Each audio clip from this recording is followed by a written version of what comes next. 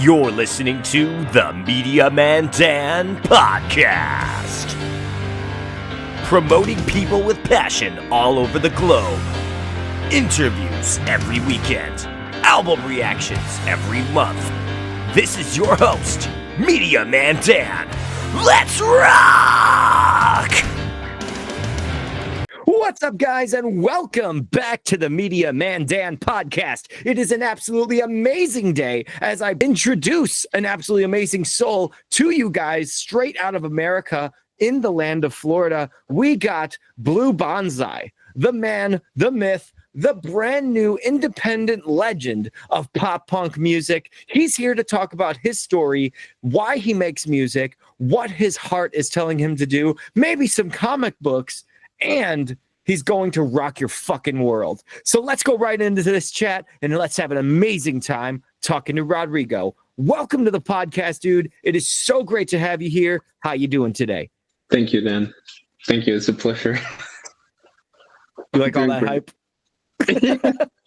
Hell yeah, brother. Okay, so as you guys can see, now that we're on the main chat, he has Green Day, Blink-182, and Sum 41 all behind his head out of all albums. I fucking love your choice for Sum 41, by the way. Chuck, legendary hard rock album mixed with some real cool pop punk. How did you end up getting into the genre of pop punk, my friend? I love that question. So I am from South America. I was born and raised in Peru, and being a South American kid, when I was very young, the music that I was exposed to was Latin American music, which that means AKA salsa music, merengue, or like any of those non-aggressive type of music, because that's what my mom used to listen to when she used to cook. So I wasn't by any sort of nature anywhere close to punk or rock or even pop. One good day when I was 7 or something like that, my mom, for my birthday, she gave me a CD, 2 CDs, and I would love to tell you that those CDs were like something as cool as Bad Religion or AFI or something like that, but no, it was not. It was Black and Blue by Backstreet Boys, and the other one was Westlife, but the album was Coast to Coast, I think. Dude, yeah. You started off with boy bands? Oh, yeah. So I actually wanted to be like, my dream, because I started off with boy bands, like I wanted to be a Backstreet Boy. That was my dream. Like I wanted to be in a boy band, and my favorite song out of Black and Blue was Shape of My Heart. And because I've always been drawn to the ballads, like I have always loved the ballads. And then yeah, it's Coast to Coast. I think that's the second album from Westlife. The marvelous thing that happened was that my mom gave those CDs to me, and then I just got into the habit out of like, just because I was gifted these CDs, to listen to the whole thing, because I didn't have anything better to do. Yeah, and then I liked them, and then like I liked them enough that then like I got myself a copy of O-Town. It was dude, full boy band craze. Okay, before we go on, let me just tell the Gen Zers out there, because they're probably confused right now. They're like, wait a second, a CD, nothing better to do? Well, here's the option, guys. It was CDs, action figures, a trip to the library to somehow print out something on Microsoft Word, or you would just sit in a corner and hear whatever was in your head all the time, which was not fun. We did not have Wi-Fi for at least 5 years at this point. So that's just the context I'm coming from. And I totally relate to everything you're saying right now, minus the boy band that you chose, because I started with NSYNC personally and Britney, but Backstreet Boys, legendary. Because I liked so much these three, then I got myself NSYNC, and then Britney, because I really like Britney Spears. But again, like I was more leaning to like the ballads, like Lucky, like, and I really like Lucky. Good news for you, my friend. A cover is coming from me of Lucky by Britney Spears. Yeah? Yes, dude, sir. I love Lucky. I love Lucky. pop punk cover of Pink Pony Club and Lucky from Britney Spears. Those are I my two love Lucky. choices. It's such a I good song, love bro. Lucky. And it's really fun to like, I think I told you in the voice chat, we had a little secret chat before we started this whole big one, but you guys can also check out the pre-chat on Patreon. Really fun, super long conversation, but so worth it. But yeah, I really love the pop punk vocal style. So I think what you're getting to is that O-Town, Backstreet Boys, and Westlife really shaped your expectation of what that sound was, and our contemporary pop voice was like probably what you wanted.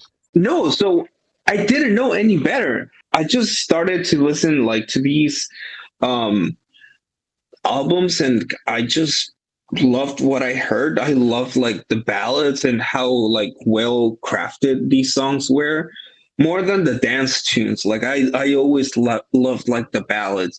But then one good day on MTV, by pure accident, I watched a Boulevard of Broken Dreams, and that was like a complete slap to my face. Like I was like, what is this? Because I never heard anything like that. And it was like a ballad, but it had this raunchy energy, and it was like it had like the ending of the song had this thing I didn't know, which it was wah. It was like a wah on the guitar, but I didn't know it at the time. And Billy Joe's vocals were like so different from like everything that I heard up to this point. And then I got that record, and it was life changing. Like that album changed my entire life. And then along with it, I got the Untitled and Take Off Your Pants and Jackets from Blink 182, which lyrics wise, which again at that point, keep in mind, in Peru, like the language, the spoken language is Spanish. So I did know a little bit of English, but not enough to be like, oh yeah, like the lyrics are talking about X, Y, and Z. I could pick up words here and there. I was just able to know the difference, that some of them were more serious than the others. But then then I heard like Stay Together for the Kids by Blink 182, and that was another like nuclear bomb to my head. And it was like, this type of music, it's so different to Backstreet Boys and Britney and to O-Town. And I was like, I like this. And I heard First Date and like all the other songs that kind of Blink had, and I just camped there for years. I got into Sum 41, Simple Plan. I think I told you, like I love Simple Plan's first album. No Pads, No Helmet. Yes. Yeah. And that changed your world. I mean, it just added to it, and then it was Sum 41 with All Killer No Filler, like, and I was just eating everything up. And then I just camped there like for a very long time. I learned how to play guitar because I watched Bullet from a Bible. Yeah, that's the name of the American Idiot DVD, which I watched too. Same as the Urethra Chronicles 2, which is the one for Blink. And I was like, dude, I want to do that. Like, I want to be able to play guitar so I can actually, make songs that, hopefully someone can listen, and, one day it can be of any meaning to someone. And yeah, and then one day I migrated to metal, which then it just turned to. Did you have that? No, but that's the one for Does This Look Infected, right? I think so. I don't think it has Chuck songs on it, so I think it was right before Chuck. It's one prior. Yep. It's heavy as hell, dude. Yes. Like their crowded work is crazy. Like they have a mosh pit going on. And I'm like, this is a pop punk show. Like it's heavy as hell. I love it. Yeah, it's because they were already kind of heading in that direction. Yeah, and like, I mean, the one song at the end of the album before Chuck, I mean, they have that nearly metal.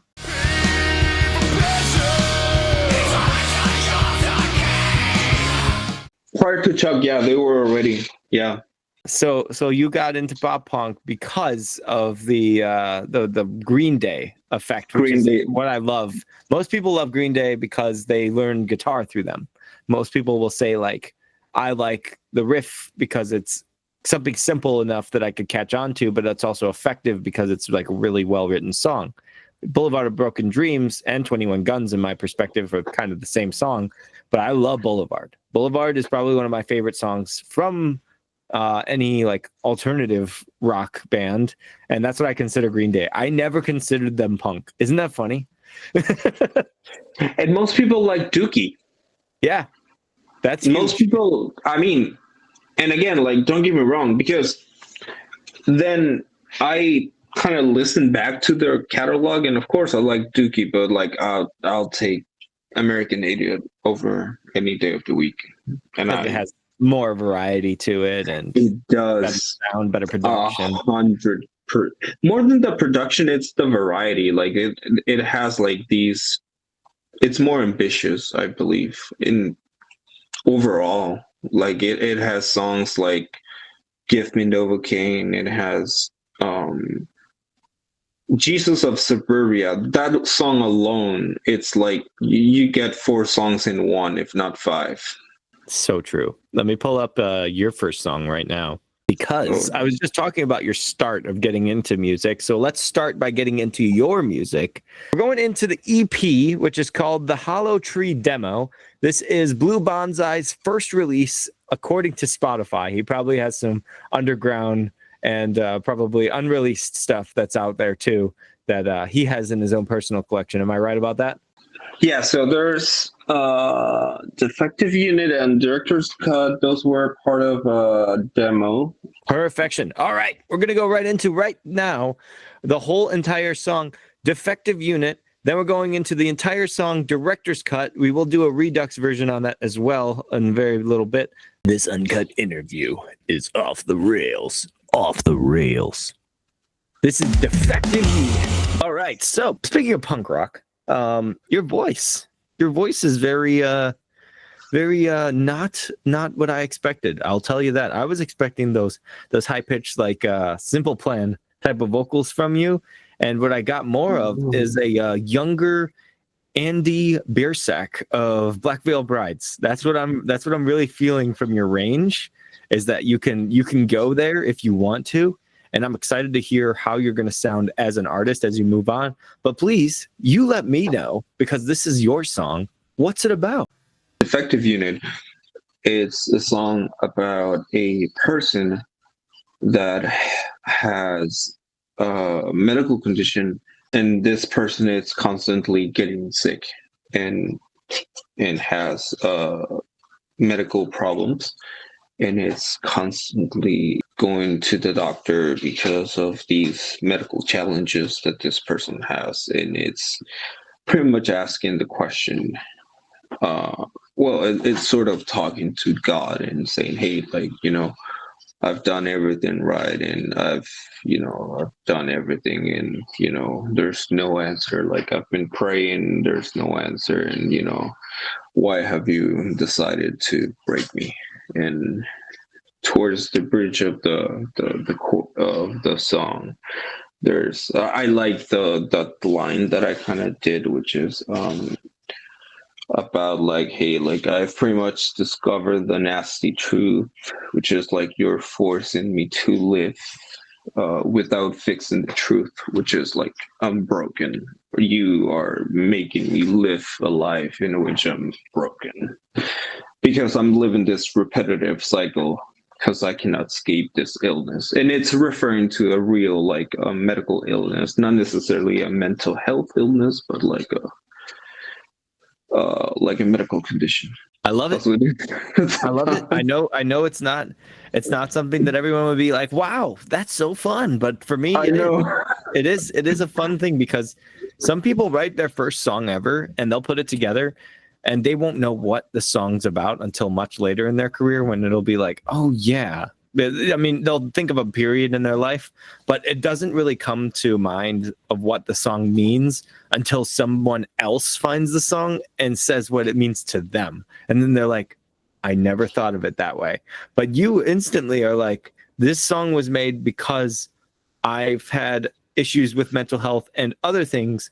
And this is just the way that I've been able to vent this issue out and also, support the idea of getting help for yourself. You were talking about that in the pre-chat with Finn McKenty, having that kind of influence on you.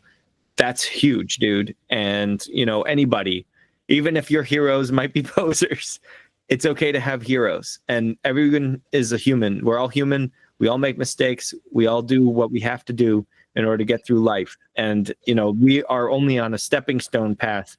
It's the best way to do it, to see the path, to follow the path, realize that everyone that you're supposed to follow doesn't have to be there forever. So, you're doing great things. I love that you've been making music. I love that you were inspired to make music from your favorite artists and your favorite creators. And I'm excited to hear what you got next. The next song we got is Director's Cut. This one is explicit. Everyone hide your kids. No, I'm just kidding. Kids are listening to this long chat. Like, what did he say? All right, we're going right in. This is Director's Cut. The song definitely is not pulling any punches, which I'm all about. I'm a huge fan of hip hop and a fan of metal that can cut me to my core and tell me exactly what they think of life and how things are going. My life is shitty. Please fucking kill me. We've all been in those positions before. Bad day at work, bad day at school, bad day at home. You can have those minds, just really structure your path of what you're going to go through. And that negativity is actually a really good energy. There's something called dark energy that I learned from a podcast that you can harness and use and make a positive experience from, because you have to take what hurts you, what puts you down, and you have to bring yourself up from that. And you need to say, so fucking what? You're in my way. Let's go together through this. We're going to get through this together. And I love this song. Really, Director's Cut is my favorite so far. I know it's, 2 songs in. What made you write this song, dude? Obviously, you were feeling some shit at that time. I wrote this song because it is pretty much seeing his loved one degrade day by day, and there's just nothing that can be done about it. And we all have been to a certain extent in a position like that, whether it's for something super serious, such as like, hey, like my significant other like has these problems that are like, hey, like, it's life threatening, or like, hey, like it's degrading to a point in which like her dreams are, running away from her, and I don't know how to help her. Or like, hey, like, my best friend it's struggling in life, and then like, I just don't know how to help. Or like, we all been in that position in which we just don't know what to do with the other person. And on top of that, we have the world element, which just laughs at people that sometimes react to these situations. Again, we talked about Chester. We talked about how sometimes, like, when you're going through these pressure situations, you just react and you just don't know what to do. And then, that pressure of the world just makes it worse. And then you are just watching this. That's why it's called Director's Cut, because you're just watching everything from behind. Like, you're just watching everything with all the scenes. Like, you're just watching it uncut. Like, and you can't do anything about it. Like, it's just sad. Yeah, no, I love it. Once again, not to make sad a good thing, but it's extremely important to be expressive in music. Like, if I don't feel that an artist is writing from their heart, it's really hard for me to enjoy it unless it's really catchy. If it's really catchy, you got me. Like, we already talked about Sabrina Carpenter before. That gets us going. On God, I was gonna say Manchild. On God, I was gonna say Manchild. Like, you literally stole it from me. I was gonna say Manchild.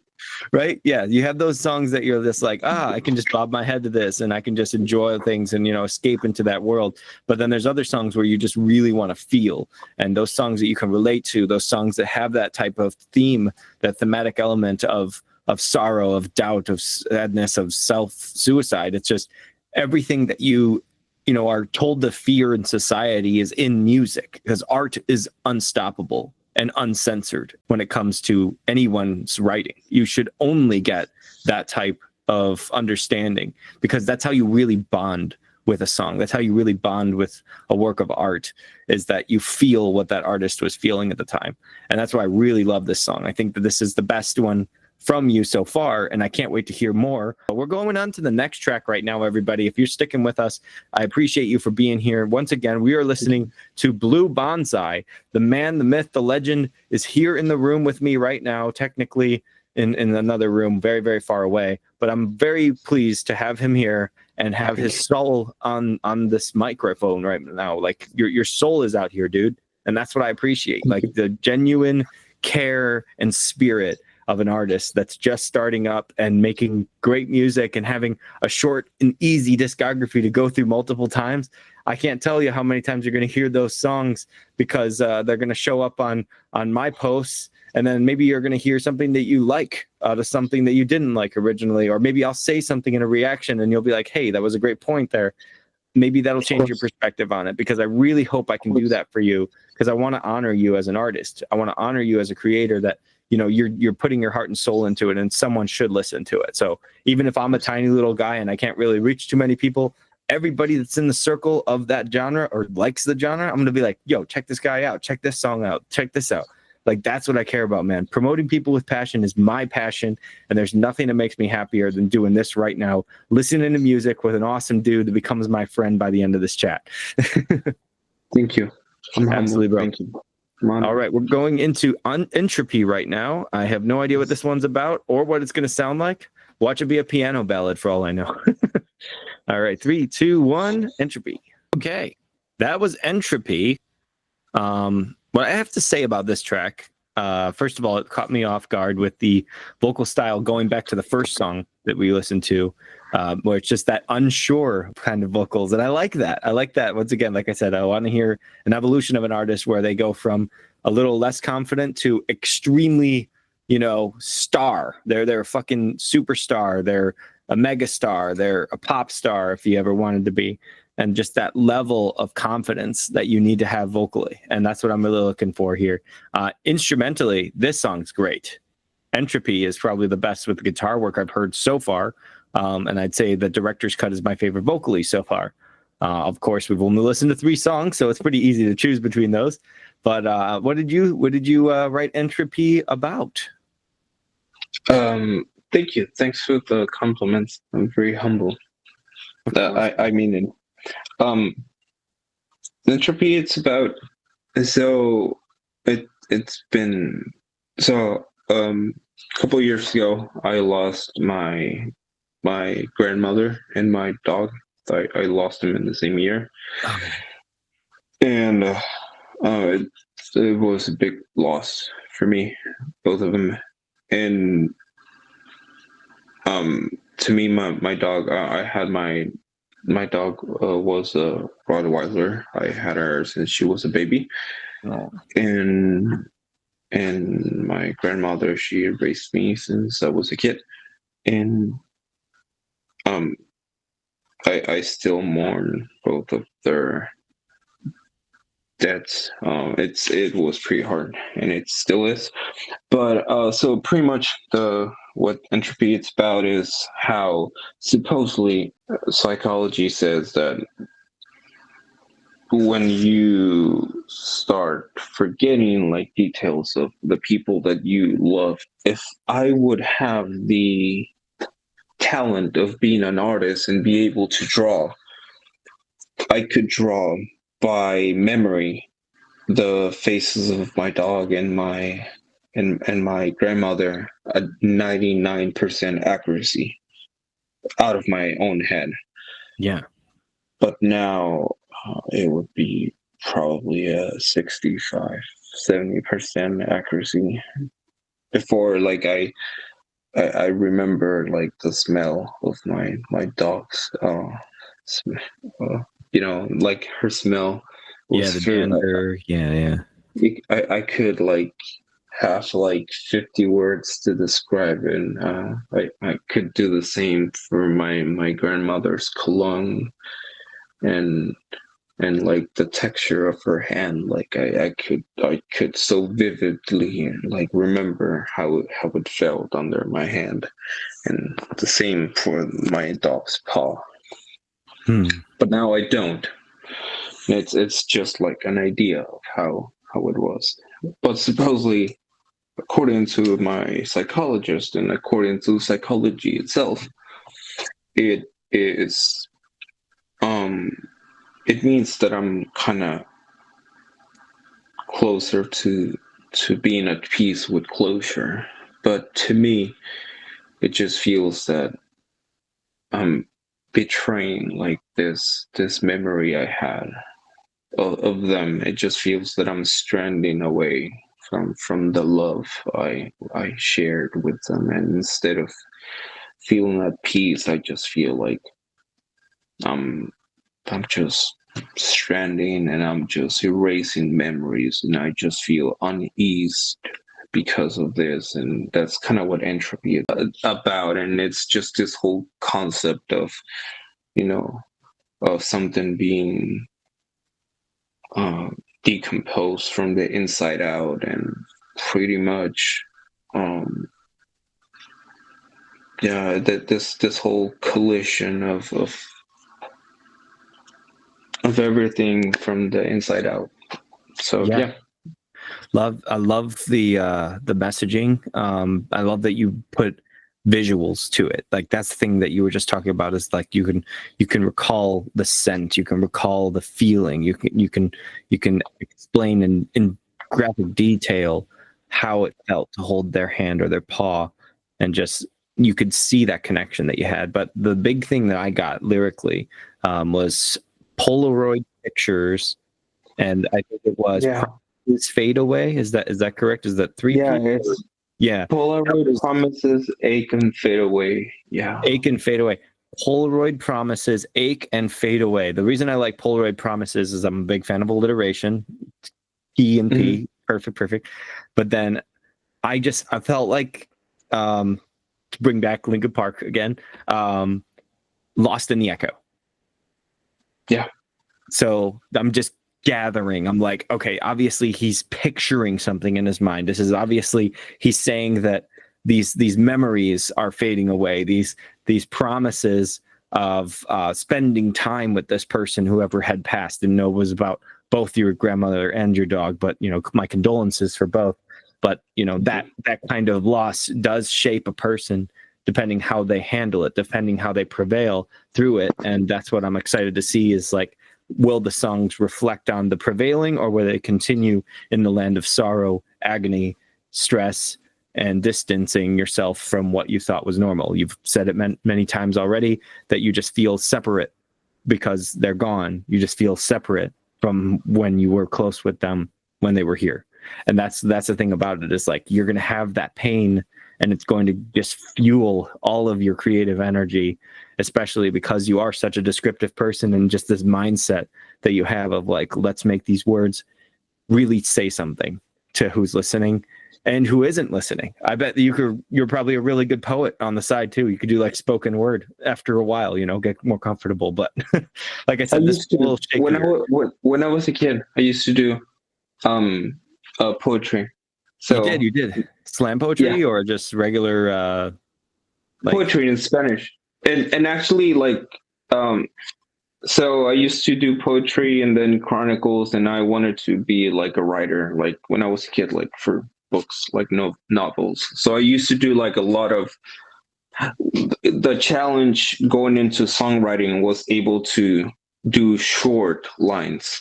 That was take your long thoughts and make them into reasonable length so that someone could books worth of ideas. And like whenever I'm writing, like I have like pages of the concept for one song, and I start writing, and then that ends up being like 6 lines for just one song. So that's the hardest part, like dissecting like those entire 6 pages into 6 lines. Amazing, bro. You're amazing.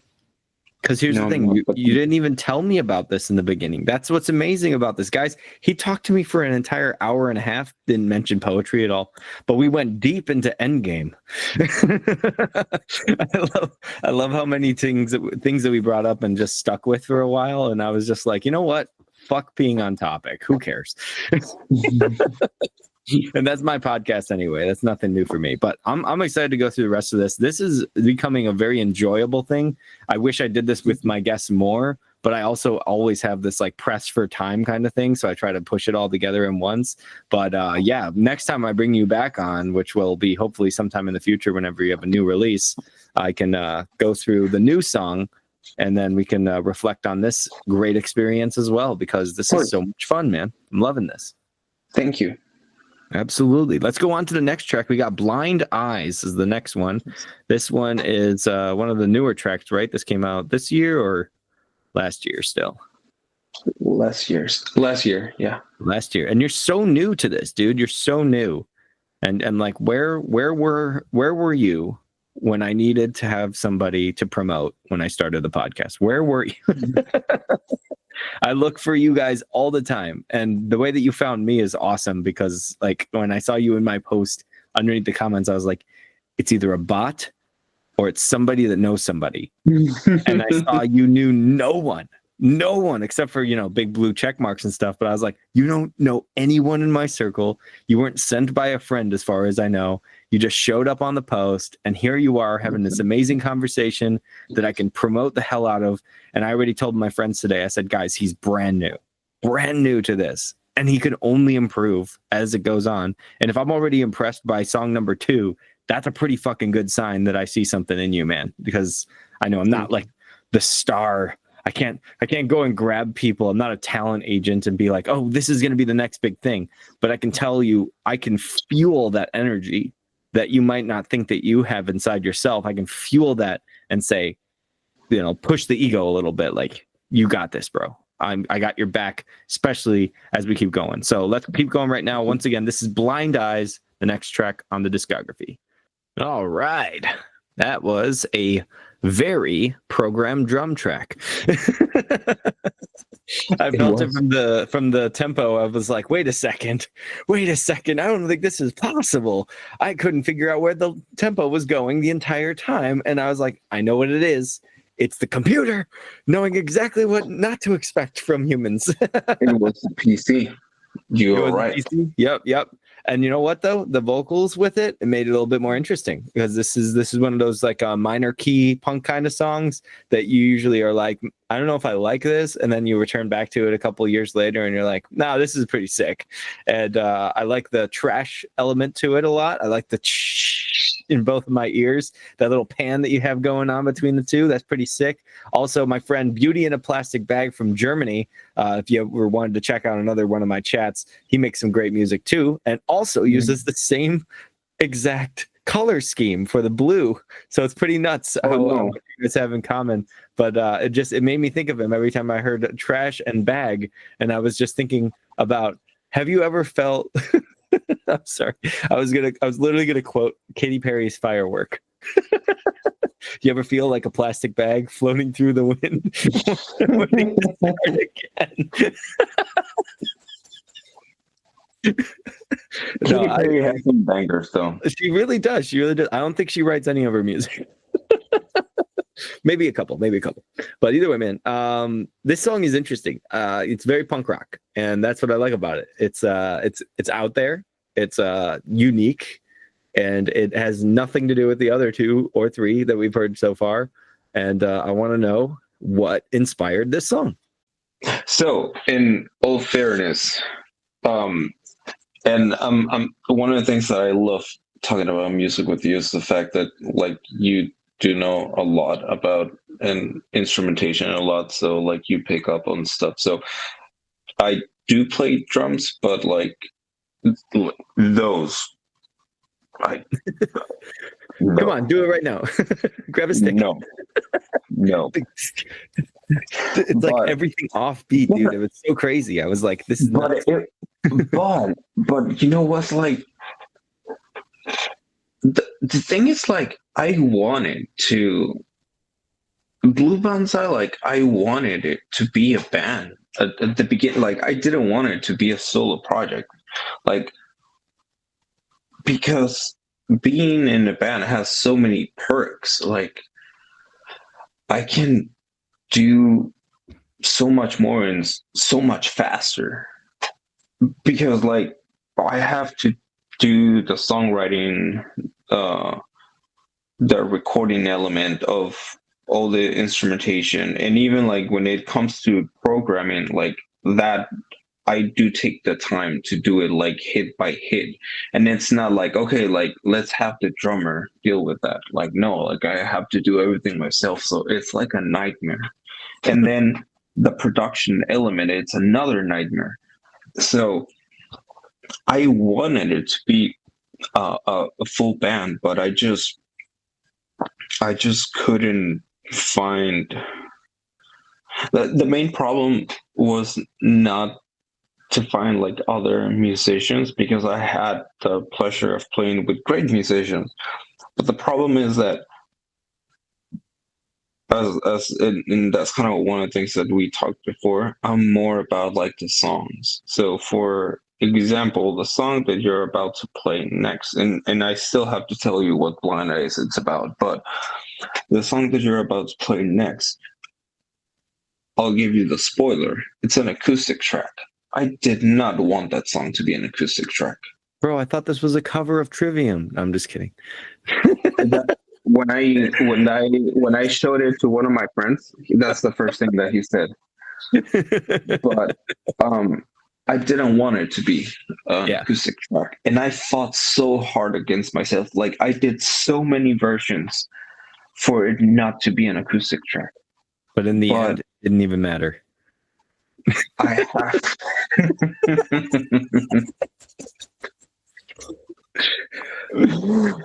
Everything goes back to Linkin Park with this chat, bro. I know, I can tell. But I had to. But at the end, like I just, in the end, I just had to listen to what the song is actually asking for, and it wasn't about like what I wanted. I didn't want a goddamn acoustic track because I'm not made for acoustic tracks. Like I'm aware of that. Like, but the song was calling for it, and when I was in the process of doing like trying to make Blue Bonsai like a full band, like the problem was that a lot of the musicians that I played with, they had this whole dynamic of like, okay, but like I want the bass to have like an important role, or I want the guitar to shine. I don't care. Like if the guitar has to play one chord the entire song, as long as the song as long as it serves the song, like that's what it has to do. Like I'm about the role of the song. I need to serve the song so the song can let its message come through. And if that means that the other instruments need to take a step back, then that's what's going to happen. But the musicians that I kind of was kind of dealing with, they didn't share that vision. So at the end I was just like, you know what, I'm gonna do this myself.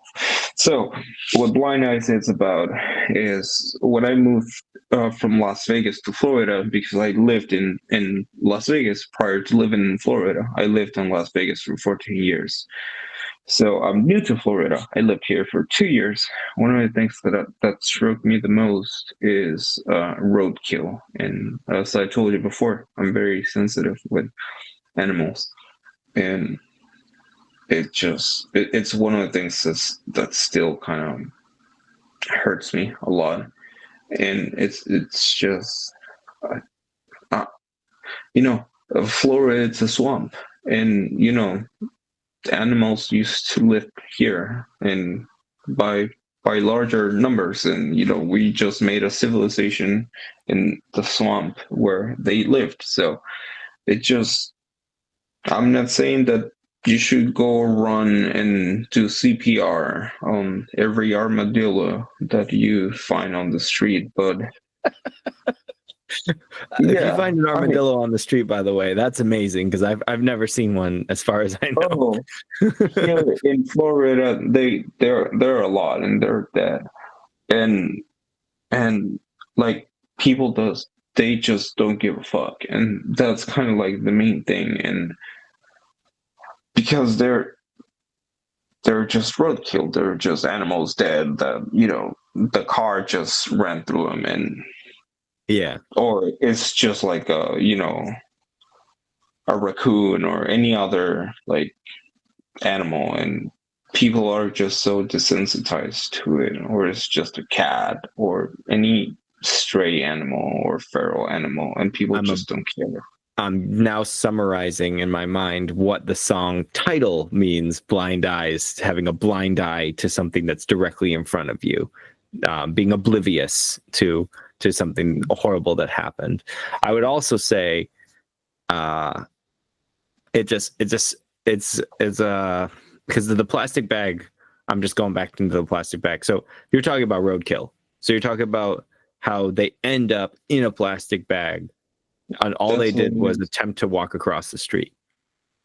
that's why the song says life should not end like this on a plastic bag, because that's what literally, like, they just at the end of the day, like 3 p.m., here comes the guy, picks up the corpses, and like, yeah, whatever. So sad, dude. That person has a lot of they probably have a lot of like issues with treating nature with respect after you have to just deal with it for your job of what happens at the end of life, and just be like, yep, just another day taking a raccoon or a skunk or whatever it is out of the street and slamming them into a bag and then throwing them into a trunk. It's And awful. also, but also, like, there's people that do that, like, that to stray animals, because they're like an inconvenience. Like, they just like poison them or do stuff like that. And again, like, Horrible. it's yeah, and that's kind of like what the song talks about. That's why it's like, there's a line that says like, hunger kills, now flip that coin, because it's like, yeah, dude, like, I mean, if you were hungry and I put bait on you, like, you're gonna, Yeah. so it kind of talks about, that's literally what the song's about. And that's why the beginning of the song, it says, how can you still enjoy life after what you just witnessed? Because it's like, yeah, you just witness a corpse of an animal, like, split wide open, and like, you're just chill just because, like, you see this every day. And again, I'm not saying that you should, I mean, if you could rally for it, great, but I'm just saying, like, have some, remember that this swamp, it's like, you are living in In their their home. habitat. Yeah. So just have a little bit more, mercy, and a little bit more love and compassion to, because yes, we are. Because here's the thing, man. You've never seen an armadillo. Armadillos in real life, they're a little ugly, and because they're ugly, that's why people don't care about them. And that's the part that I don't like, because yes, it's easy to kind of be empathic with dogs and cute cats, but with a toad, with a frog, like with an Turtle. armadillo, or like with all those animals that are not so cute looking, it's like, dude, like, they have a purpose too. Yeah. Yeah, they deserve to live.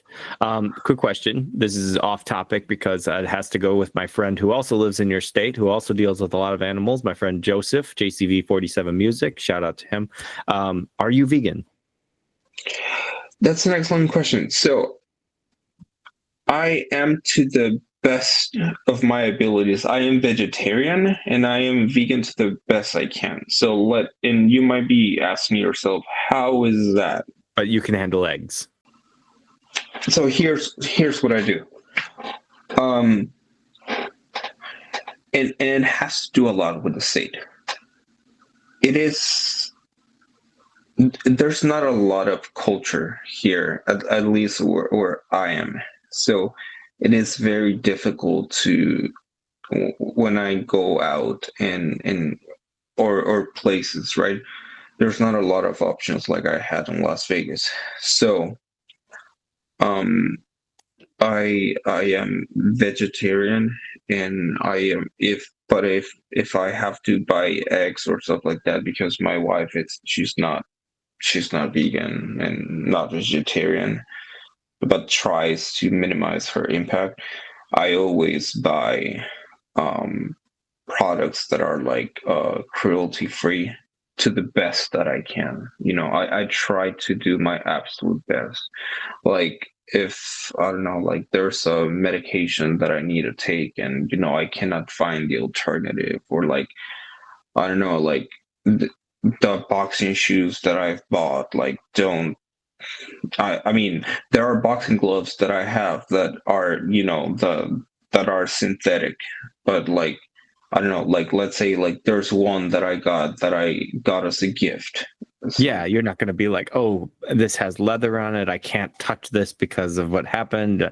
You're self-aware, but at the same time, you're not going to hold a grudge against anybody that still partakes in that society. No, You're no, very close to Joseph's mindset. my wife eats like meat, and like when we go out, like she eats, and it's not like I'm like, how can you do this? No. How Or if could you? I do it as a joke, just because I'm like, but it's just to her. But no, I don't go out and preach and stuff like that. Yeah. The one thing that I do preach, air quotes preach, but it's not preaching. It's like, about stray animals and ferals, with just like, have a little mercy on them, Yeah. because don't get me wrong, I've been a dog person my entire life, and I had cats after I lost my dog, because I just can't have a dog again because of Mhm. the heartache. It's too real.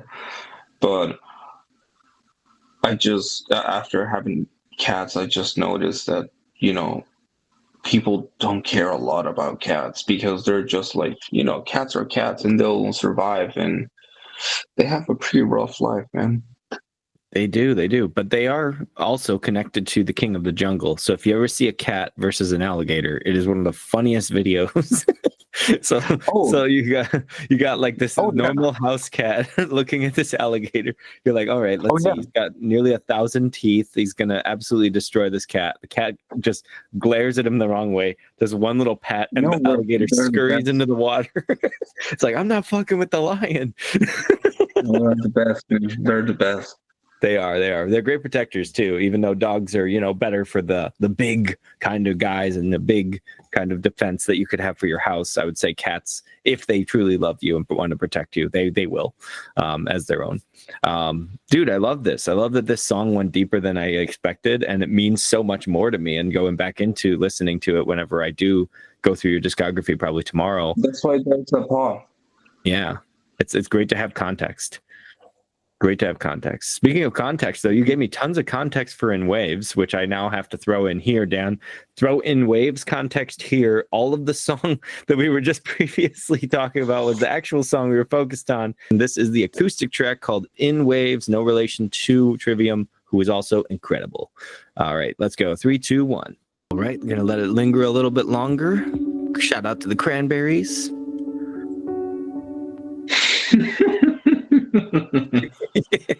I'm a musician, man. All right. Anyway, In Waves. This song is a deeper one. The water puns that will never end for this. I mean, tears of sorrow. No. Okay, so In Waves has a very familiar thing that I used to play around with when I wanted to make music and never actually followed through on it. So let me ask a couple of inside questions. For one, did you start out with the piano, or was that added later? Later. Later. Okay. See, I would have started with the original melody in my head, and I would have played it on piano, and then I would have added on to it. I guess you started with the acoustic guitar. Yes. Cool. So then you added the synth, which made it a little bit more stop and stare, One Republic, Are you talking about the background synth? Yeah. Yeah. It's not a synth. It's a swell. It's a guitar swell. How could I forget, guys? As a non-guitarist, how would I not know that was? Hey, you know what? That was pretty swell. I thought So you don't play guitar? Never play guitar. Huh. I'm a rapper and a singer and a screamer. I don't know why I thought you played bass for a minute. You know what? I probably can, not well, but I probably can play bass, and I probably can play simple rhythmic, notes. But in my own life, I had this horrible experience where I got a first act guitar, the classic, the throwback, the Toys R Us starter newbie guitar. And man, did I hurt my fucking fingers. And I was like, I'm never going to touch this shit again. And so then we got an Ibanez, and I was like, this is going to be my new guitar. And high school, I was working on piano. I have my keyboard over there. And I put on my guitar strap. I was like, here we go, Guitar Hero, bam, ba-dam, dam, da-dam. And I hurt my fucking fingers again. And I was like, wait a second. I'm not a sadist. I'm not going to enjoy this. And so I stopped. And now I realize I should have been playing an electric. Because I didn't know there's so much little push down with the electric as opposed to acoustic. Now, I'll tell you, I've tried to play, I know I play keys a little bit. I can do a little bit of stuff, but I'm no pianist. Now, the amount of pain that I've went through actually trying to play like proper piano, like it's nowhere compared like through the pain that I've went through playing like guitar, because the actual motion like of doing this with both like hands, it's like unbearable. Now, it might be because like I work on like keyboard, like so I'm like typing all day, like, and then at that like to the end of the day, like actual like more typing, not typing, but like that motion. Oh, so it might be that. Yeah. Fun fact though, because you wanted to know if I do play guitar, the guy that made the intro to my not my podcast, but he's also going to be on the this weekend coming up. He's going to be on that episode. The dude that actually has a band called Cry of Silence, and they made the intro called Definition Part 2, which I play for the podcast. But my original intro that I made with my friend Charles, he made the guitar part from my piano part. So that's what I was going with originally, is I thought you were saying like, oh, it started with the grand piano. Then I said, let's add acoustic guitar, play some harmony on it, and then made that into the melody, and then like add the synth. But now I know it is called a swell. A swell. I am learning things on my interview. I'm so excited. Yeah, so it's a guitar pedal. So basically, it's a guitar pedal, and it's like a modulation with the reverb. So what happens is like I play like a chord, and it makes it sound like a blue whale singing, like like in the background. So it's not like a chorus effect. Chorus effect is like a weird, like almost flange to it. So yeah, it's not a chorus. No. Gotcha. No, that's cool. I didn't know there was a swell, and I like that. I like slide guitar a lot, so it kind of reminded me of that a little bit. But like I said, Stop and Stare from One Republic, they probably use a swell as well, and I just got that kind of vibe from this song. What's this song lyrically about? It's about. And this song, actually, it's the first one that has explicitly a positive message at the end of the song, which I've never done before. My God, he actually could be happy, folks. This is an incredible breakthrough. Right in the middle of his sixth song, he creates something that makes him feel good. No, it's okay, man. I love it, though. I really do. I like that you feel that way. Right. So the song is about like how alcoholism and like substance abuse typically runs in the genes and the family, and like there's like predisposition of being a certain way, and you fight through it, but there's like this constant like up and down, like, and it just feels like in waves, and you are like battling like this constant push and shove.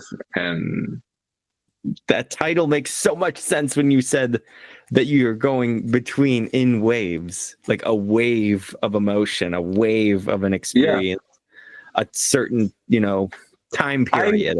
I love so much. I work like I know that, and I'm not trying to sound like a Debbie Downer, but I know that my music is not like groundbreaking, but I put so much effort like into the lyrics, into the titles, like everything. It's I mean, according to me, like it has to be cohesive because I want to make sure that the message, like it's, you know, So so I can. there's an album that you grew up with because you like Backstreet Boys, Black and Blue. Mhm, So you didn't grow up with Millennium, you grew up with Black and Blue, correct? Because you said mhm. Shape of My Heart, that's your favorite. You should honestly, if you make an album, call it Blue and Black. No, it's not a joke on this one. This one's serious because not only is it taking your inspiration, it's going by the color that I'm seeing. You have a lot of that same blue and black tone to it. Also, Yeah, blue, sadness, right? Black, dark, depression, anger, anxiety. All of the lowest moments come from black, and blue is that sadness. Both of those things together, as we learned from the wonderful Pixar movie, can create hope, can create memories that will actually help you out of that. And so, whatever you're going to go through in your career, whether you want to keep it with the sad stuff, later on, you can do like a bright color and just, go with that if you wanted to. You don't have to. I'm just throwing it that's out there. why. No, no, no. And okay, let me. I'll circle back to that. But so at the end of In Waves, like, so there's like this constant, like, being dragged on, like just like the waves, and it says it feels like in waves, blue and black. That's what the actual chorus of the song says, and there's a line of the song that says like your ghost feels like bricks, and it's doing this reference of like how it feels like a curse of the genetics of this whole predisposition of for alcoholism or like substance abuse. But at the end of the song, uh, it says the will to stand feels like it comes and goes like in waves, but maybe one day, soon one day, it will remain. So that's my positive, like my 2 cents of positivity for the song. Now, going back to the blue, that's why the project it's called Blue Bonsai. So it's called Blue Bonsai because bonsai is so typically the bonsai is a tree that is associated with harmony, or like it's a tree that it's supposed to be harmonic, it's supposed to be peaceful, and it's supposed to be neat, it's supposed to grow in a very specific way. And the color blue, it's typically associated with sadness and struggle and depression and all these things. So the reason why I named my solo project Blue Bonsai is because um, since I was a kid, I was always drawn to like the ballads of songs, and people used to say that like, oh, like you like depressive music, like you're the sad boy, but before being a sad boy, it was actually cool. And You mean right, before MGK? No, I'm just kidding. right, Emo actually. and all that. Yeah. and and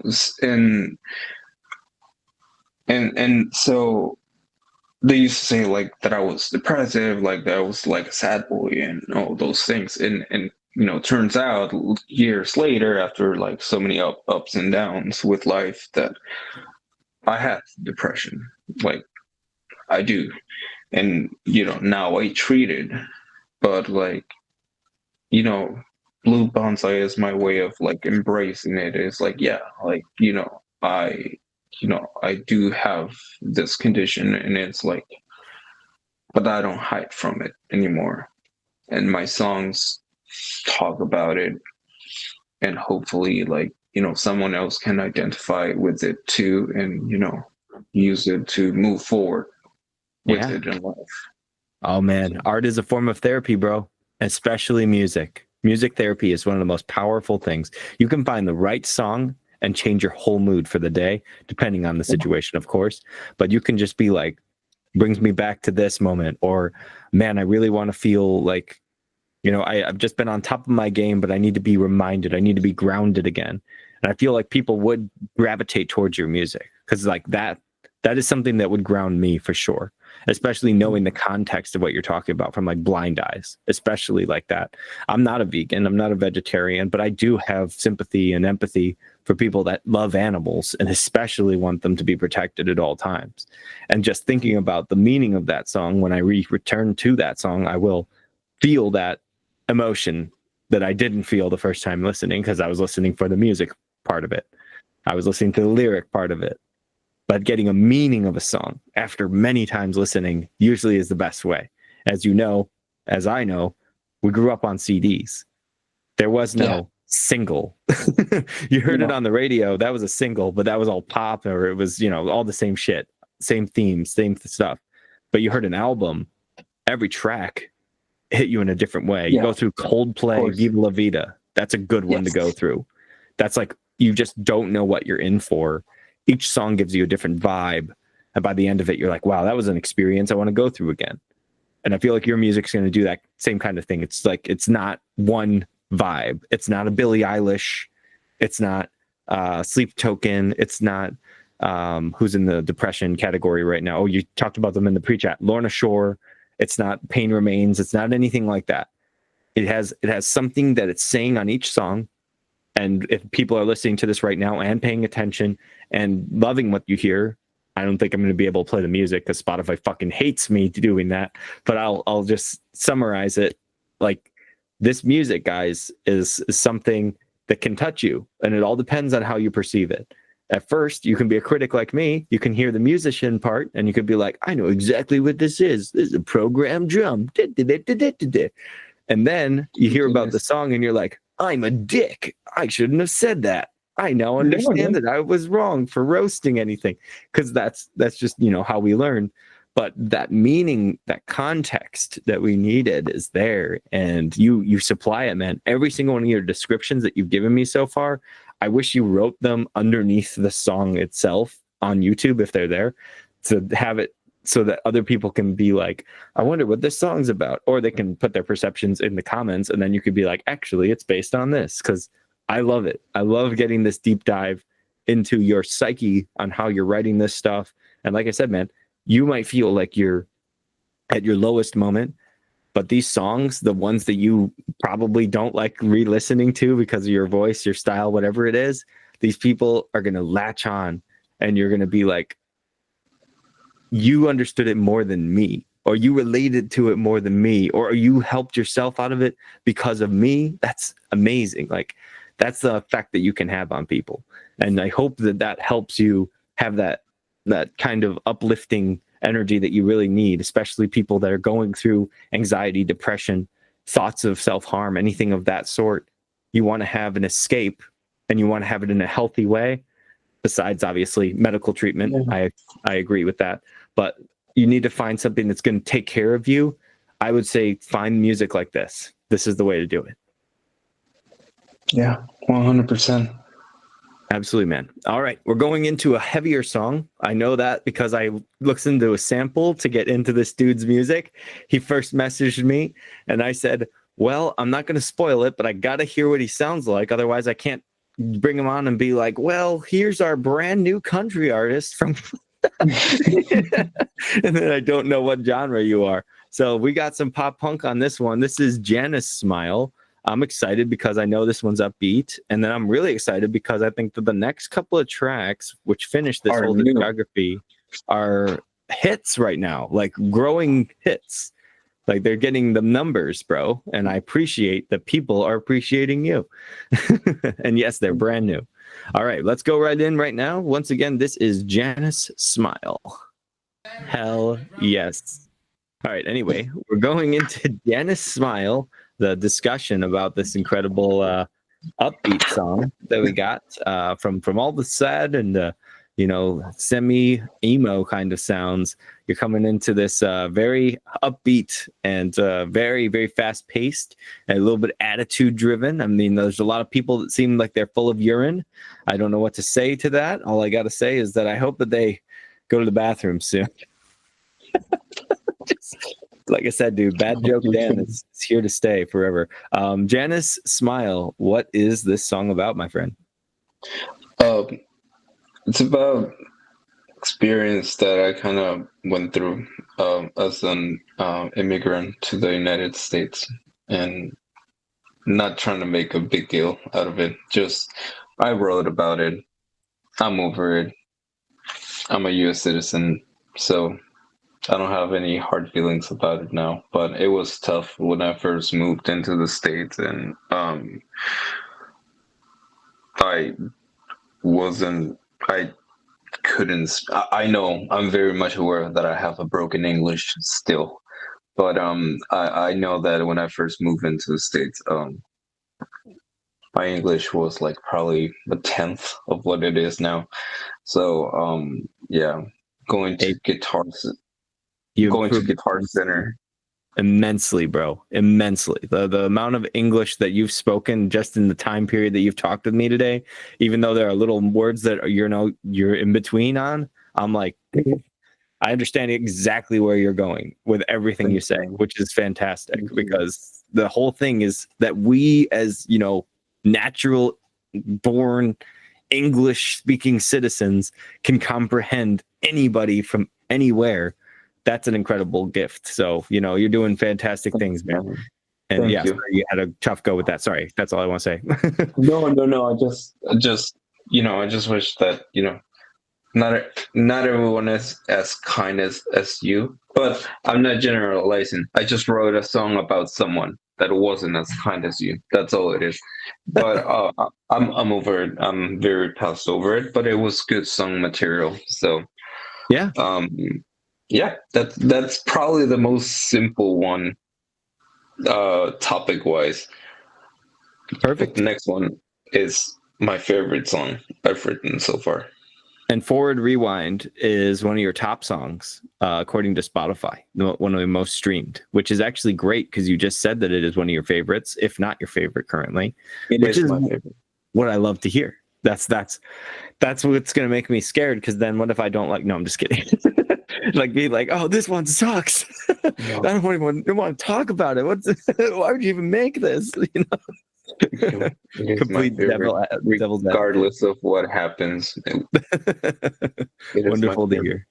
Wonderful. Okay, so back to the immigration part. So it was based on the paperwork, or it was based on the treatment that you received while you were No, it was just like I started a job, and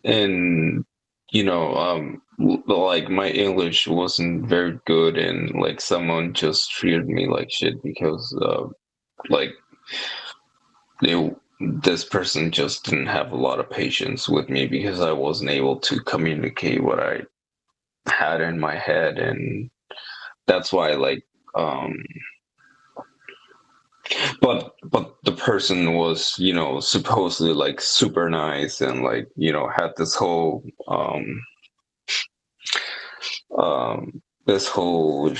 charade of being like the nicest one in the store, and that's why they have a facade. Yeah, that's why it's Janus, because Janus is like a Roman god that has two faces. So bro, you were not kidding. Literally, this guy is the title master. If he comes back on, title master Rodrigo over here, blue Bonzai, hashtag title master. Dude, every single song title blows it away after you learn the meaning. That's an amazing feeling. So Janice smiling, Two-Face. Two-Face, you could also go with the DC guy. He got a creepy ass smile. If I looked at that guy, I wouldn't smile at all. I'd be screaming and running for my life. Also, his eyeballs kind of out of his face, so that doesn't help. Either way, getting back into some great music here. We got your favorite song. This is Forward Rewind. If you guys have a VHS player, or you know what VHS player is, there were two buttons on it. One of them Forward. And one of them was Rewind. It's crazy. It actually also exists on streaming services, but I wanted to make myself feel extra old today. My dad had a Beta player. There we go. Betamax. Anyone remember that? All you boomers. Just kidding. That's a Gen X thing. All right. We're going into Forward Rewind. I'm so excited to hear your favorite song and give you my thoughts. 3, 2, 1. All right. That was Forward Rewind, a very alternative song. That one was outside of the realm that I was expecting with the punk rock. It definitely had some rockier type of guitar work, but most of the vocals, I consider you spoken word punk. I don't know if that's a thing, but you're doing it. Spoken word punk is what I would identify your music as if I had to say it, because there's pop punk, which is like this really like, very major keys, very, in that same scale. And you only had like one specific chord on this whole song where I was like, oh, there's something familiar. The rest of the time it was very minor keys and the vocals were very, honest and true. But there was one thing that I was really hoping for and I didn't really get as much on this one. And this is my only critique. I want to hear you harmonize. I know. I want to hear what you would hear, because I know there's something there. I know that you're a vocalist for now and you probably can become a solid singer. It all depends on layering, and I know that shit sucks. So, I mean, I'm not a master. I've never made anything. I've never produced anything like that, but I have had to layer vocals before and put harmonies together. As much of a nightmare as it is, it pays off, bro. Pays off so much. Especially when you have to hear yourself and you love hearing yourself. God. Well, here's the thing. You want the crowd to sing along. So imagine you sing the same exact thing that you just did right now on stage, right? Let's go down the line. You're playing a show. This is your encore track. Everyone knows it. And you gave them a higher key that they're all singing this like major key kind of harmony in. And then you're singing your regular part. And it just sounds great. I would love it. Or lower part, whatever works best to make it complement the music. Like you said, you add stuff so that it fits the style of the song that you hear in your head, and that you create exactly what that is, and you try to match that no matter what. So why is this your favorite song? Because it was the hardest one for me to write, and I think I was able to pull out what I had in my head, and it is so because I think that I was able to pull off for the first time, like, not only thematically what it is about in the lyrics, but also like with the music itself. So the song, it's so my grandmother passed away from Alzheimer's, and it was during COVID times, and she got diagnosed with Alzheimer's prior to the pandemic, but during the pandemic it got worse. And my dog got bone cancer diagnosis during the pandemic. So the thing was that my grandma used to ask me a lot, "Hey, like, when is it that you're gonna come over and see me?" And blah blah blah blah. And I used to repeat the same thing all over, which was, "Yeah, soon. I'll go see you soon."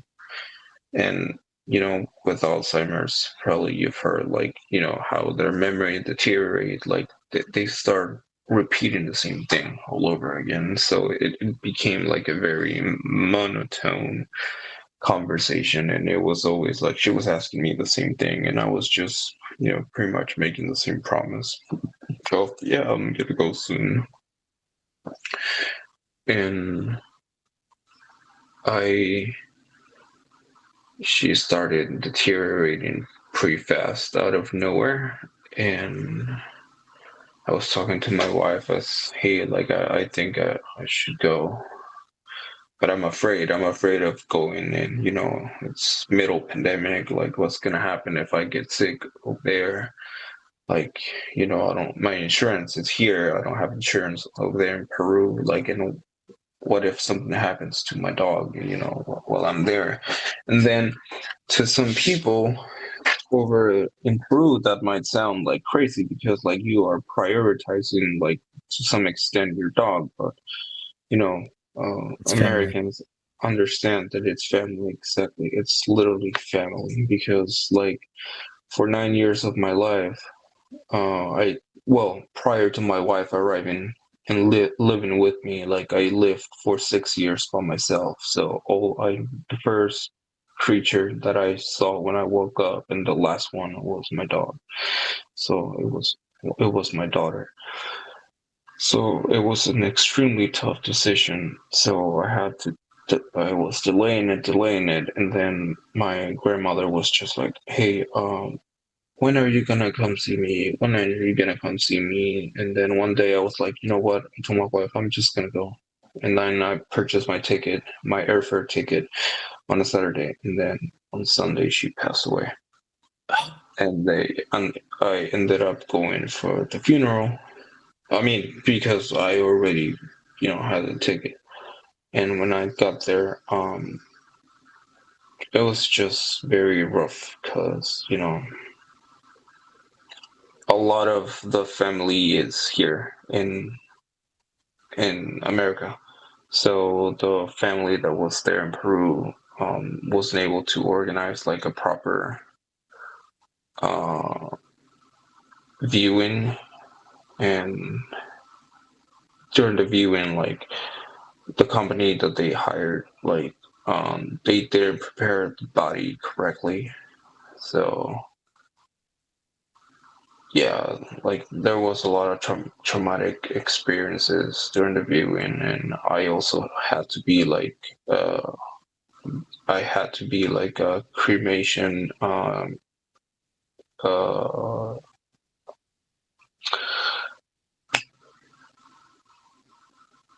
witness.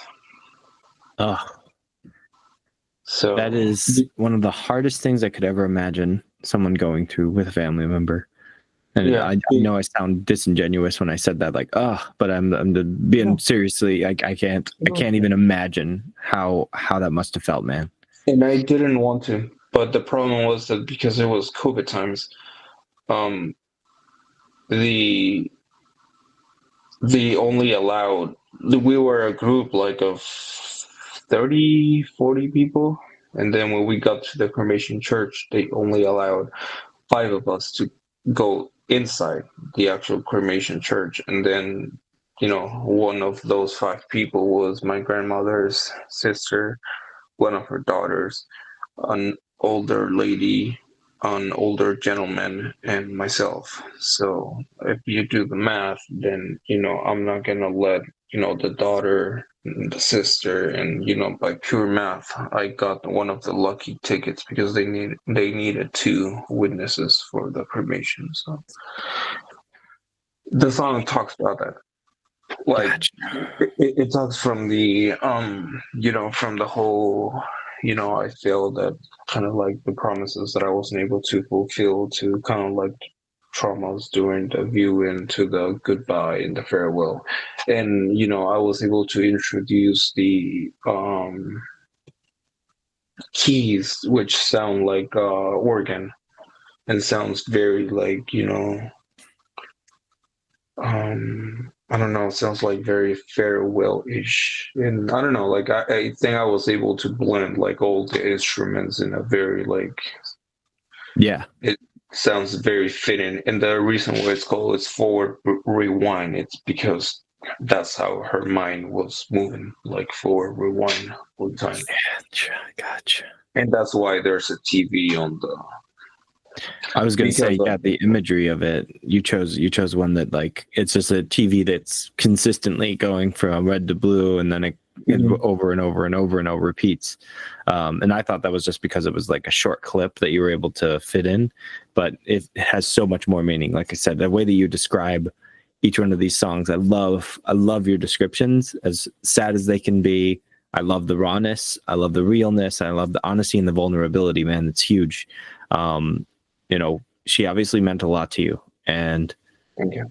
you know, she gave you a call many times. She probably thought it was only once every single time. She probably, you know, don't hold it on your head like, oh, she called me multiple times. She probably didn't know that she called you multiple times. But the way that it all worked out, you were able to be there. And, you know, in that time, that horrible, tragic period, you probably didn't feel anything like this, but it's a blessing, man. It's a blessing. Imagine if you were still here, and obviously you were struggling with your dog as well. And things happened that same year. But imagine if you were here and your family was, you know, commemorating your grandmother, and you would be like on Zoom or Skype watching it. It's like you were meant to be there. I believe in fate. Like the idea of being in a really uncomfortable position isn't because we want to be there. It's because that's the way it has to be. If we're not there, those people can't get through whatever it is that they're going through. Like, you know, we have to take on some of the worst experiences so that others can understand the love and compassion that we had for a person. And, you know, you had to do the ultimate sacrifice of witnessing a cremation, which I personally could never do. One, I'm afraid of fire. Two, traumatic experience that would be, I wouldn't be able to not think of it. Like that's how long it would linger in my head. Back to linger. But forward rewind, lyrically is what I was focused on most of the time. I didn't really focus on the instrumentals, and it was just this catchy but uncatchiness to it. And like I said, just every time you explain a song, it makes me go back and want to listen to it again. Like that's the power you have as an artist, is you can manipulate people in the best way, positive manipulation, to understand that it's not just oh, this is a nice little tune. I'm just going to turn this song on. It's just another song, you know, that kind of thing. It's an experience, and it's a something that you've lived through and you've dealt with, and you're sharing that experience. And, you know, there's me, who's a critic, and I love listening to all types of music. And there's some things I can't grasp without a definition or an explanation. So I really appreciate you for everything you said, man. No, thank you. Thanks for listening. Like I appreciate you for taking the time to listen. Absolutely, man. And I know that as you most likely know as well, I bet that she would have loved this song as well.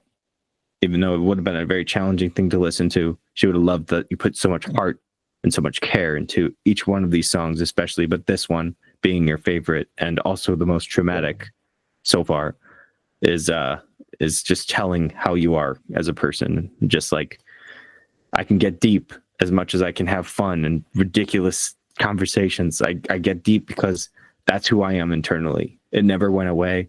And whenever I feel that kind of energy from one of my guests or my friends that I bring on here, I just grasp it and hold it tight, because I don't want you to feel like it's just something we can breeze through and be like, yeah, so I wrote a sad song. Anyway, back to the jokes. You know, it's not like that. And I love this conversation. I love this chat. I love you as a person, man. No homo. But I'm so happy that you met me and that you gave me a chance to be here with you right now. And we're going to finish off with the whole discography. We got Return to Sender. Any preface before we go in, or do you just want to listen? You can listen to it and I'll tell you what is it about. All right. This was definitely written in a different mindset than the last song, but it's still a very downward spiral, it seems. This was probably written before you've come through the nuance that you have now of getting help, getting, you know, all this medication to actually take away the pain, take away that problem that you didn't know that you had.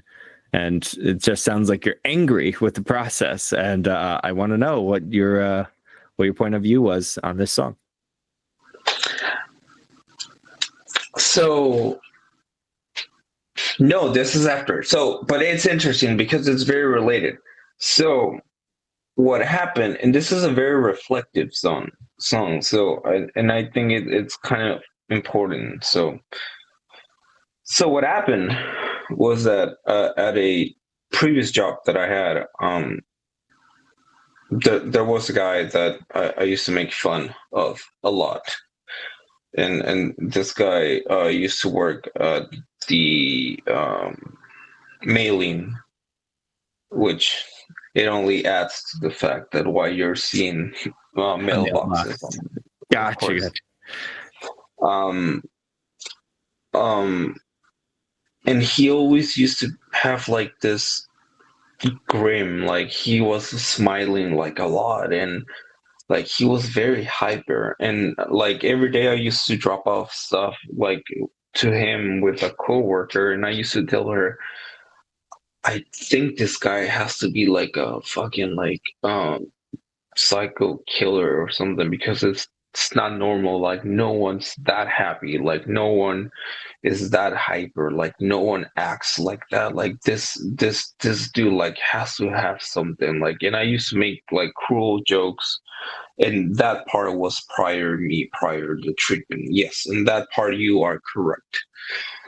um but I used to be very cruel about like, hey, like, you know, like this guy's a psycho, this guy's a psychopath, or like blah blah blah blah blah.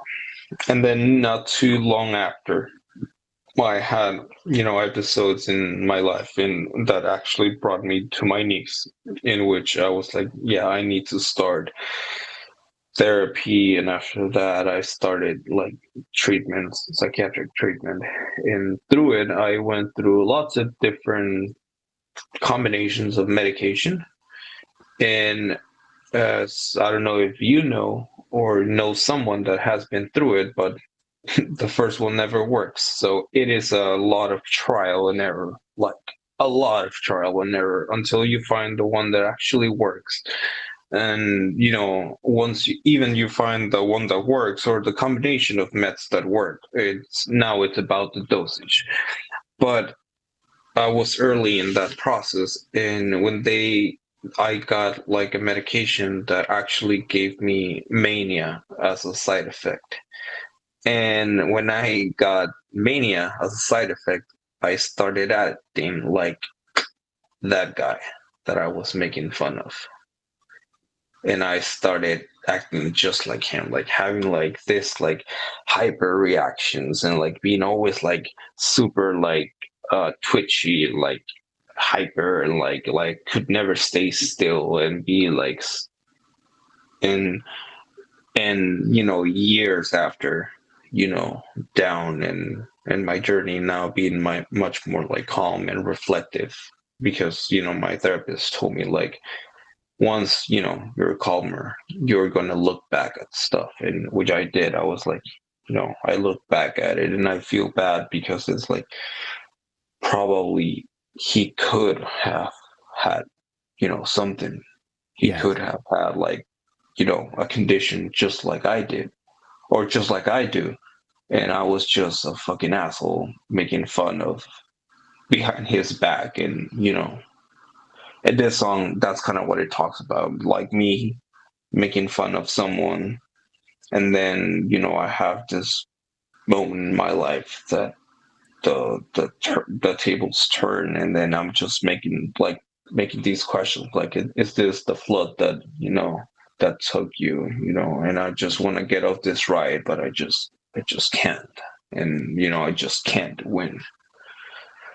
So Yeah. I mean, it came with karma, man. I don't know if you believe in karma or anything of religion or anything. yeah, no, definitely, yeah. I think that whatever you were to put out into the world is usually what you receive in return. And return to sender, obviously, you know. That's why it's called return to sender. Yeah, it's called return to sender, because it's like whatever you send. I mean, it's just a play on karma. Basically, I was trying to find a better way to say like, whatever you do, that's what you get, or like whatever you spit, don't spit. It was smart because you have the double entendre, and then you have the way that it's working with the mailboxes, and he actually worked in the mail department. It's like all of that, you know, that's very elaborate thinking, and I love it. It's very detailed, dude. You're so detailed, and I love your music. I love your music, by the way. To rate your discography is impossible because there's emotion behind it. Musically, I can say that you have a lot to do and a lot to learn and a lot to make that's going to break my brain. And that's what I'm really looking forward to, because I wish that there would be a day where I didn't have this freaking little thing in the back of my mind that's like, that was off pitch. Hey, that guy didn't hit the right note. The guitar was too slow. Like, it always happens like that. And it's because I have ADHD. And I also have this thing where, for some reason, I believe I know anything about music because I listen to a ton of it. So I must know a lot about it. But I also want to take that away and just enjoy what I am hearing. And this obviously is not to be enjoyed, but instead to be studied. It's an analysis of a mental state that you're writing in. And that's the hardest thing to like really be less critical on. It's like you don't want to be like, too nice about it. No, that's the worst part. No, that's the worst part, because like I am the same. Like I am always like, that's why like I hate listening to my own stuff. Like I just put it out that I'm just like, I hope this, I just hope that someone like this can mean something to someone, but I hate listening to myself. And then like I'm like, John Mayer says that if music is good enough, you shouldn't need to explain it. So if I explain it, that means it's not good. And like I have all those same Yeah. ideas in my head, and it's like there's like 100 places in which it was off pitch, off tempo, and I'm like, oh god. Yeah. But here's the thing you have to remember. Nothing would exist if it started perfect. Nothing would exist. If you already are perfect, like I said before, you have a banger of a first single. Now you're expected to make either something that's even better than what's already perfect or the exact same thing, which just gets stale after a while. Like you can listen to a band that you truly love, but you'll notice after a while you're like, I need something different. That doesn't happen for bands that start with that raw take. You were talking about Killswitch Engage in the pre-chat, their first album ever. They had so much to learn. And look how amazing they are now. Like they started already amazing, but they're just peaks above what they were originally. Yeah. They figured out how to mix the melodics. They added so much more modern metalcore to it. They got heavier. They got catchier. They found all their niches and they just stuck with them. And you're going to do the same thing, but you're not going to have that pressure on you where everybody's looking at you waiting to do the biggest thing ever. You have time with this. You have an evolution as an artist, and you're only in the beginning stage of the first couple releases, dude. This is huge for you right now. If I was an artist, I would be just looking at it and being like, exactly what you said, right? I hope this one people like, or I hope that this one people will enjoy and want to listen to over and over, or I hope that this one they will share with other people, or I hope that my story comes through clear. And it's not about the John Mayer saying that if you have to explain it, then it's not really a good song. Because here's the thing. I listened to Imagine by the Beatles before I auditioned with it on American Idol. This isn't to be like, whoa, I'm so cool. It was during the pandemic. It was a digital audition for one, so there was no in-person judges. But I did Imagine, and it took me so many listens to realize what the song was about, to realize the emotion that the song was supposed to carry, because I looked at it as just a piece of music. I didn't really feel the song until I started singing it and then listening to myself and then comprehending what it was about. And I was like, it's not a happy song. This is a breakup song. How did I not know that? Because it sounds happy, right? It's manipulating your brain because it sounds happy or it sounds friendly and trendy. It's the same thing you get from Dashboard Confessional. Or not Dashboard Confessional, the other dudes. Death Cab for Cutie. Death Cab for Cutie, as we learned from Finn McKenty, we can give him some props for this. We learned that you can make songs that sound really happy, with extremely depressing lyrics. Like, you know, it's possible. You can do that, but that's a manipulation thing where you can't really analyze it because you're just too busy liking the music part of it. You're like, wow, this is a really nice song. Da, da, da, da, da. Yeah, he killed somebody. Who cares? This is a great little like, you know, that's your brain. It just does that. And music and the art of it does that as well. So your music makes me think more. Your music makes me question more, and your music makes me have more interest in seeing where it's going to go. Like that's the thing is I don't see you at your peak yet because there's so much more time and so much more energy and so much more releases that you're going to have before you get there. And I just want to see what you're going through next, man. So what's next on the list? How's this year looking for the rest of Blue Bonzai? I have another release that might be coming in a couple months. It's called Mea Culpa. And How do you spell it? Mea Culpa. It's Latin, which is my fault. I mean, I thought you were saying it's your fault that it's in Latin. No. Okay, gotcha. So it's Latin for my fault. Gotcha. It's Latin for my fault. Yeah. I have a couple of releases more for this year. I'm playing some open mics here, like in town, Cool. which is kind of hard to, cause like again, like it usually like I rely a lot on like doing like a lot of instrumentation, and like by doing like just open mic by myself, it's a little tough because it's just there's so much I can do, you know, as a solo musician, like in open mic. But I'm trying to get like the music out there. So I love it though. I love it. Also, don't dox yourself, but what cities do you usually perform in Florida?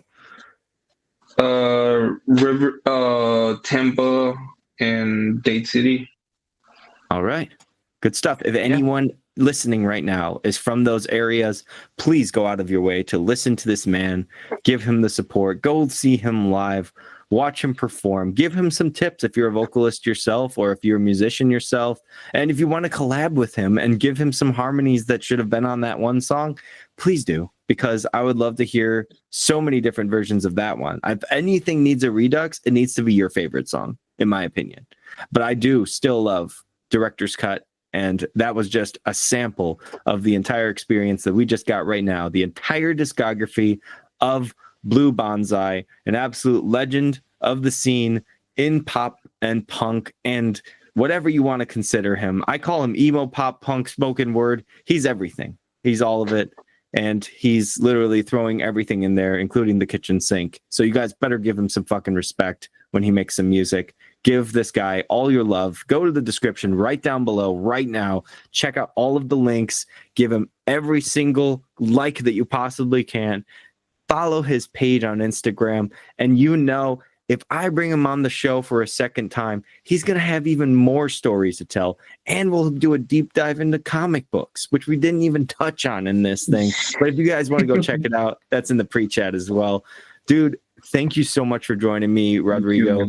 This was an absolute pleasure to have another amazing person on here. I'm going to share some music with you after this chat, but I just want to say thank you guys for listening to this amazing episode. I hope that you had a great time, even though probably the music is not there. If you wanted to hear the music with the full chat, that's all on Patreon. It'll be $1. If you can't spend $1, I apologize, but you might need to have your finances checked on. But I'm not going to make you feel bad to make me get any money. So, you know, spend that $1 wherever you have to spend it. But if you can, check out the full chat, because that's what I want to have, is this full, vulnerable understanding that we're just people and we love talking. And this man is so passionate about what he does and what he writes and what he sings and what he says. And what he means is all about tragedy and sorrow and sadness, but it's made in a beautiful way that you and I can easily understand after, for me, we understand what it was originally made for. Thanks, man. I appreciate it. It was a pleasure. Absolutely, sir. All right. That was it, guys. I hope you have an amazing night and stay safe out there. Peace.